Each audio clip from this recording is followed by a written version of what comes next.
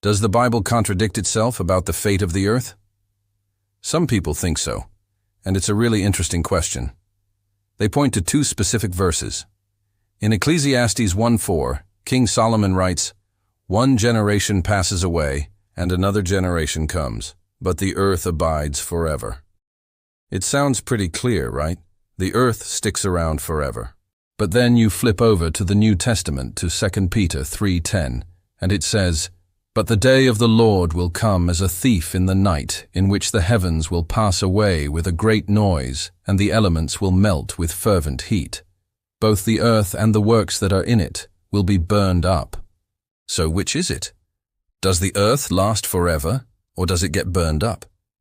It seems like a direct contradiction.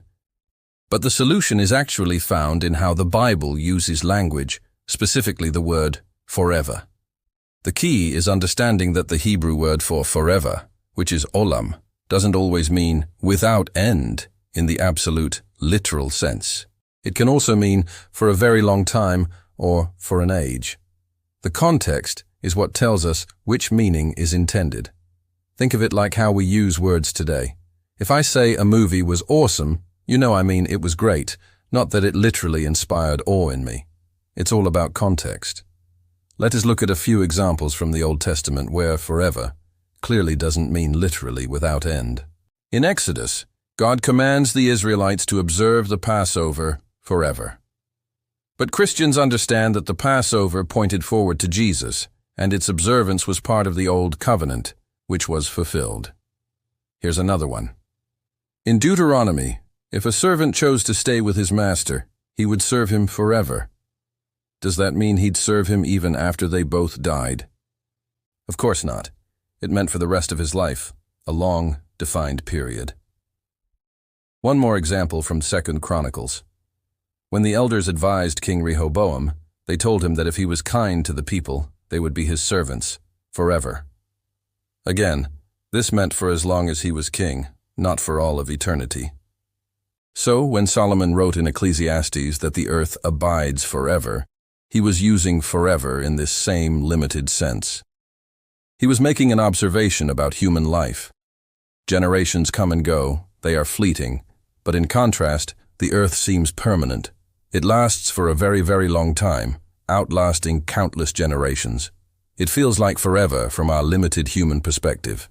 Peter, on the other hand, writing in 2 Peter, is talking about the ultimate, end-of-time, cosmic events. He's using a much larger theological lens. From his perspective, the forever of the earth's existence has a final end date, a day when it will be remade by fire. So there's no contradiction. Ecclesiastes is talking about the earth's long duration relative to human generations, while 2 Peter is describing its ultimate final destiny at the end of the age. The earth lasts forever, in one sense, for a very long age, but it will eventually be burned up in the final ultimate sense. It's funny, we even use forever in a limited way today. You might say, that meeting lasted forever, or I've been waiting forever for this bus. No one accuses you of contradicting yourself if you later mention that the meeting ended. We understand you mean it felt like a very long time. It seems only fair to give the ancient biblical writers the same linguistic flexibility we use every single day. When we take the time to understand the language and context, what looks like a contradiction on the surface actually turns out to be two different truths, viewed from two different perspectives. Thanks for watching, and if you found this helpful, be sure to like and subscribe for more content.